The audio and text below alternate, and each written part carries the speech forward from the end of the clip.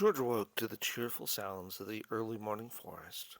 Birds sang, small animals rattled the underbrush, and leaves rustled in the tops of the tall trees. But he didn't feel very cheerful himself. Tears clouded his eyes as he watched the Indians tie loads to their shaggy ponies. Others fixed breakfast over a fire.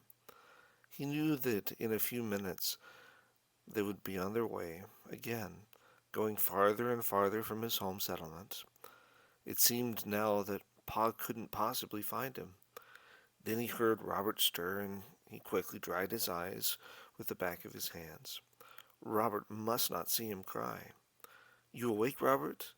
George tried to sound cheerful, but Robert only moaned. George turned and saw that his friend looked wild-eyed and was crying softly. Could this be the same boy who had started gaily up the hill with him only yesterday? Robert's cries came louder and louder. Hearing this, two Indians came near, waving their tomahawks. They shouted fiercely at Robert, who only cried louder. George's heart stood still. Would these savages kill Robert right before his eyes? "Robert, sit up and be quiet," George said softly. "Then they'll leave you alone." George's calmness seemed to help Robert, for he sat up then and tried to stop crying. The Indians brought each of them corn mixed with venison. It tasted good to George, but again Robert ate only a few mouthfuls. The same Indians who had led their pony the day before now appeared and led them to the area where the ponies were tethered, bundles already packed on their backs.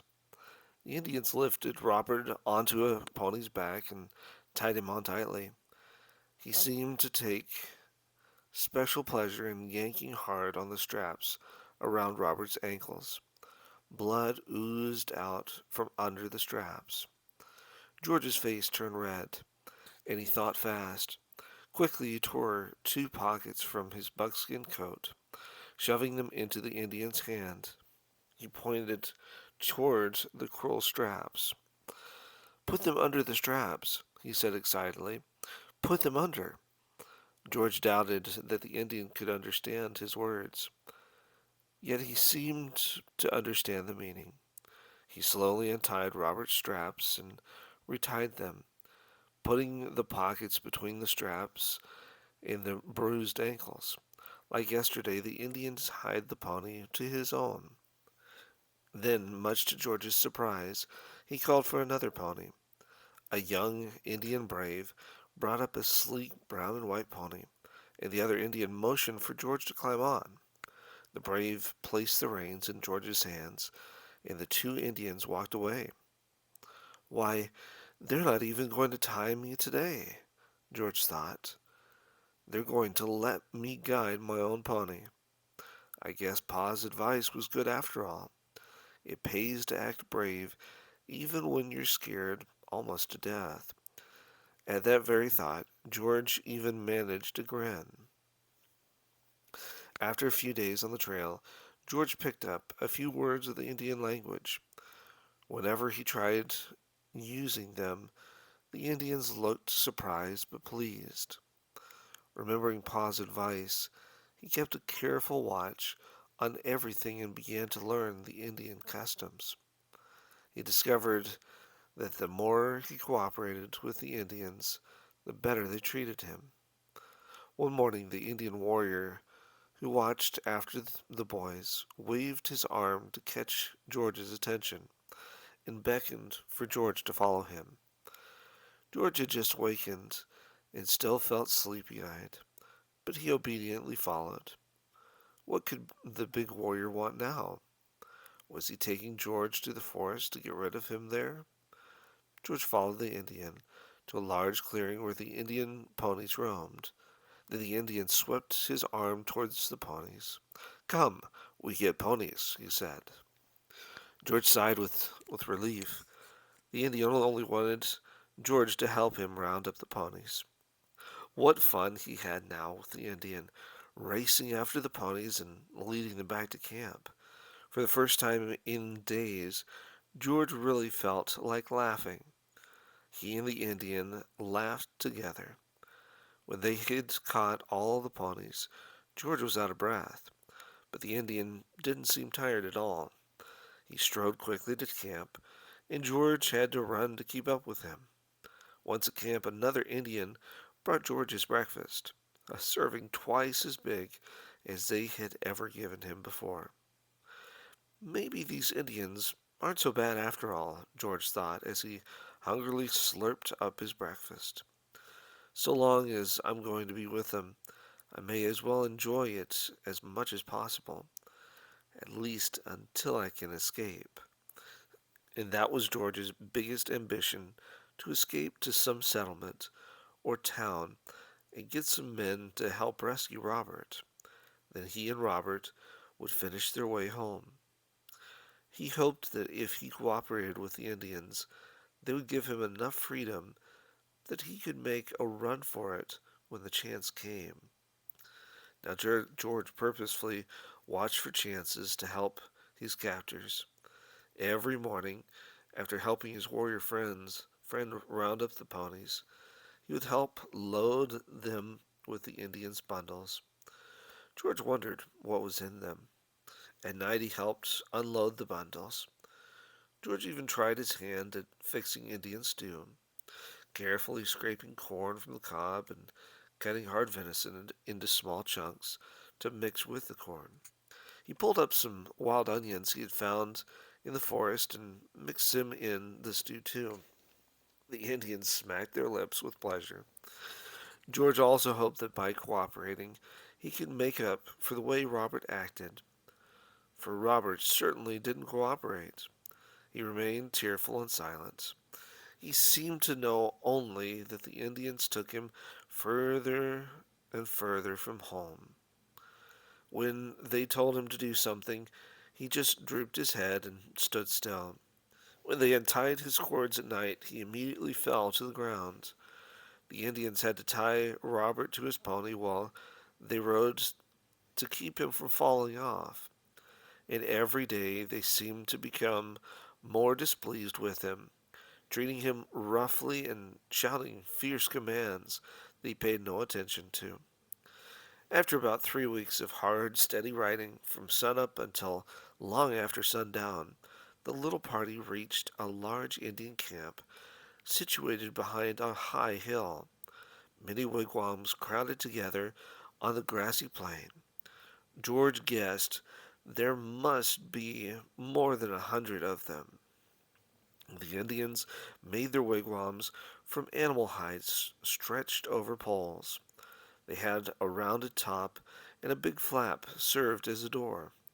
As George watched, dozens of squaws and children poured out of the wigwams to greet the returning party, and almost as many dogs woke up from afternoon naps to run after the horses and bark their greeting.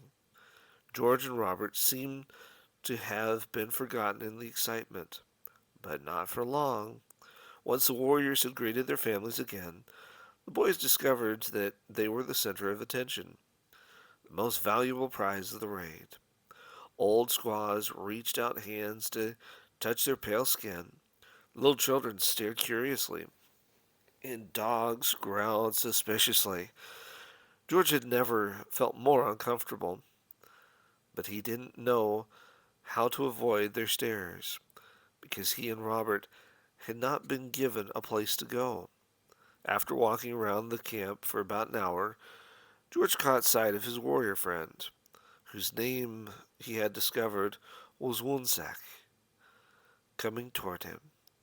Behind him came Robert, looking wide-eyed and fearful as usual. "You come with me," Woonsack said in his own language, and George understood. "He wants us to follow him," George said to Robert. They followed Woonsack to a wigwam on the edge of the clearing at the center of the camp. "My home. You stay here with Squaw and Papoose," Woonsack said again in his own language. "He says we're going to live with him and his family, Robert," George explained. Sometimes George surprised himself at how quickly he was learning to understand the strange Indian words. After the first few days, the Indians paid little attention to the two pale-faced boys. George helped Wonsack when he could, but most often Wonsack hunted animals for food with the other braves. George spent most of his time walking quietly through the village, wishing with all his heart to escape. Often he would hunt up Robert and try to cheer him up. He almost always could find Robert sitting in the shade of some by the side of Wonsack's wigwam. Look, Robert, I brought you a dish of stew one of the squaws gave me. Robert had lost much weight, and George worried that he'd starve to death. I don't want it, George. I'm not hungry. Not hungry? Well, you haven't eaten all day, and you hardly ate yesterday. I can't eat that dirty food, George. It tastes awful. I don't know how you can eat it. It's not so good as my ma is cooking, but still, it ain't too bad. In fact, I sort of like it. Come on, try a little. You've got to get strong so we can run hard when we have a chance to escape. Robert pushed George's hand away and began to sob. I don't want it. Well, then, how about taking a walk around the camp with me? There's a stream on the other side with cool water. Maybe you'll feel hungry when we get back. I'm too tired, George. Please just let me be. And Robert lay down again in the shade of the wigwam. George just shook his head and walked away. He'd go to the stream by himself. One night, about a week after they had settled in the big camp, George was awakened by the noise of many voices and hoarse Indian laughter. George had gone to sleep that night, and now he crept silently to the wigwam and saw many Indian men gathered at the center of the camp. One sat so close George could almost reach out and touch him. In a few minutes, all the laughing stopped, and the Indians began what George thought must be a serious powwow. George listened closely to what they said, but he couldn't make out more than a few words. They talked too fast for him to understand. After about an hour of talking, several of the braves left and soon returned dragging large bundles that looked like the ones George had helped tie on the ponies so often before reaching camp. Then one tall Indian slowly stood up and carefully emptied a bundle on the ground. What George saw made his heart sink. Tumbled on the ground were ornaments and household tools that could have come only from settlers' homes. This must be what they took from my settlement, George thought. That's what I so carefully tied on the ponies. Now the Indians emptied more of the bundles, and George caught sight of many things he recognized as his mother's. Her blue stoneware pitcher from which he had often poured cold buttermilk, copper kettles, her shell-trimmed handkerchief box, a red garnet brooch, and piles of blankets, quilts, and linens she had worked so hard to make. George wanted to scream out in despair, but he didn't dare. He just sat tensely in the shadows, choking back big sobs. Before George had time to do anything more, a sturdy old Indian, his skin brown and dried by the sun, quickly jumped up and barked a short command. George recognized him as the Indian leader. Immediately, braves began separating the stolen goods into two heaps. They laid his mother's blankets and linens in a third heap. Then the old Indian took a long stick, walked to the edge of the clearing, and started back, drawing a line on the ground through the center of the circle of Indians. through to a smaller center clearing, which the Indians sat around, and on the other side of the circle of Indians. The Indians were now divided down the center, half on one side of the line and half on the other, with a line through the empty center clearing. The old Indian returned to the center and pointed to two strong braves, one from each side, and they came forward. The old Indian tied their right hands together with buckskin thongs, and the braves stepped to the center line, one on each side. Now each began pulling in his own direction with all of his strength. George realized that they were trying to pull each other over the line. Something like a tug-of-war, he thought. George leaned forward, eager to see the outcome. Shadows from the flickering fire danced on the dark, muscular bodies of the struggling braves. Back and forth they moved, tugging and straining, heavy, corded muscles rippling in the backs and arms. George decided the old Indian had chosen the braves wisely. They seemed evenly matched. Suddenly, the Indian on the left stretched out his foot, kicking the other from behind.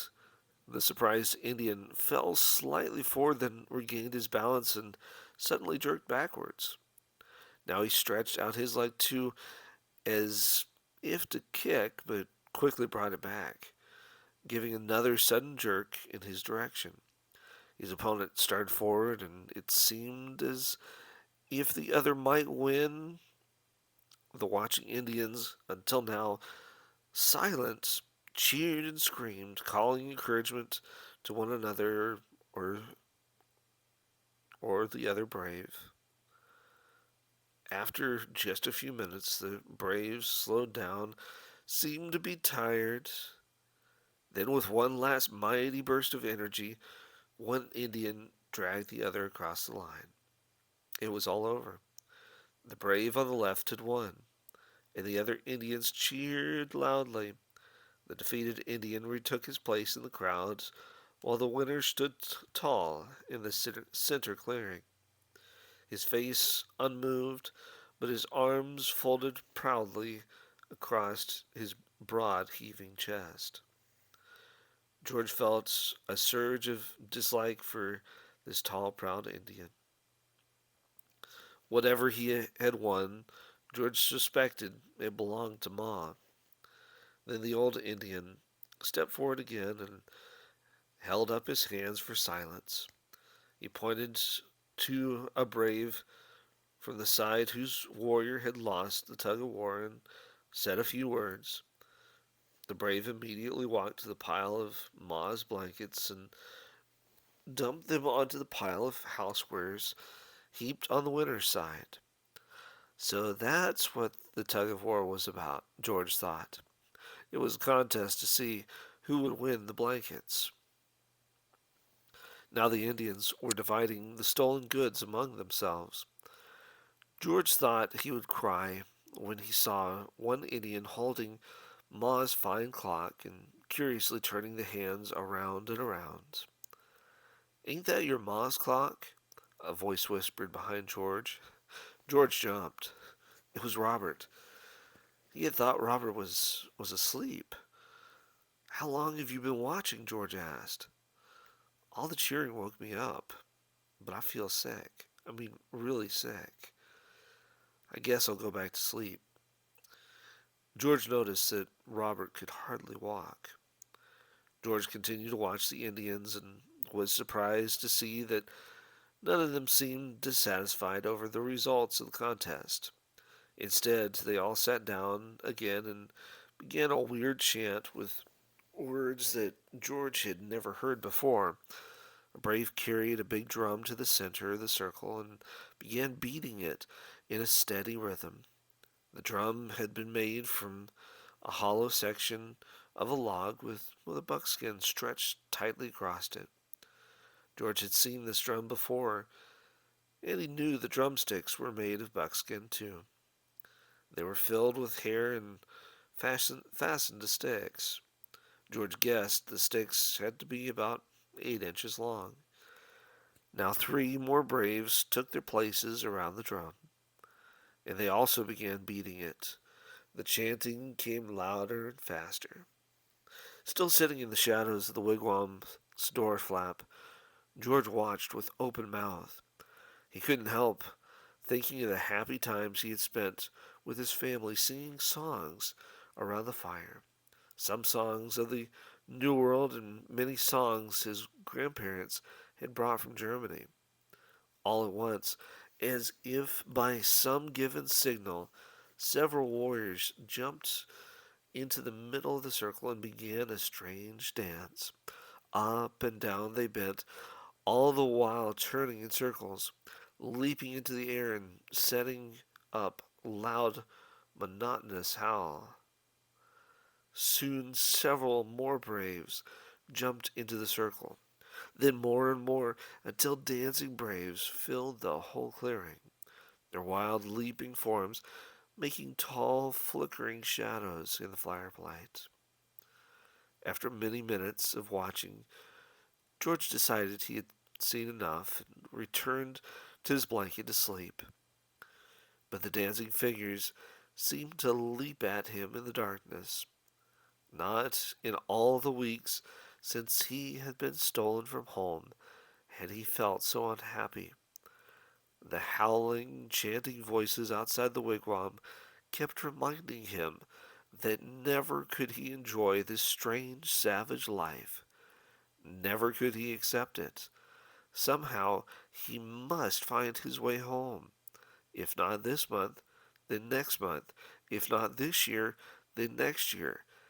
He didn't know when he'd get his chance. He only felt certain it would come.